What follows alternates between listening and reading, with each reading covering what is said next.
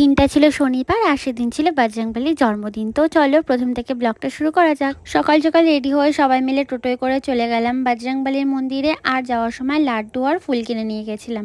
গিয়ে দেখলাম ভালো ভিড় আছে, তাই লাইনে দাঁড়িয়ে পড়লাম। আর সেদিন যা রোদ ছিল না, ছাতা ছাড়া 1 মিনিটও চলতে পারছিলাম না। আগে আমি কোনোদিনও বজরংবলীর মন্দিরে গিয়ে পুজো দিইনি, সবসময় বাড়িতে বসে হনুমান চালিসা পড়েছি, শুনেছি, কিন্তু এই প্রথমবার পুজো দিয়ে মনে আলাদা একটা শান্তি লাগছিল। এবার পুজো কমপ্লিট করে সবাই ওখানে টিকা পড়াচ্ছিল, তো আমরাও টিকা পড়ে নিলাম। আর দেখলাম ওখানে পাশে ভোগ রান্না হচ্ছে, কিন্তু ভোগটা না অনেক বেলা করে দেওয়ার কথা ছিল, তাই আমাদের আর খাওয়া হয়নি। আর আমি যে কুর্তিটা পরেছি এটার লিঙ্ক তোমরা অনেকেই চেয়েছো, এটা আমি নিয়েছিলাম ফ্লিপকার্ট থেকে, যেটার লিঙ্ক আমি দিয়ে দেবো। আর এই চুড়িগুলো নিয়ে না আমি একদম অবসেস। প্রায় 12:30 নাগাদ পুজো কমপ্লিট করে ওখান থেকে বেরোলাম। বেরোনোর সময় খেলাম একটু বরফ জল, এরপর টোটো করে বাড়ি চলে এলাম। আর আজকে মেনুতে ছিল একদম ভেজ।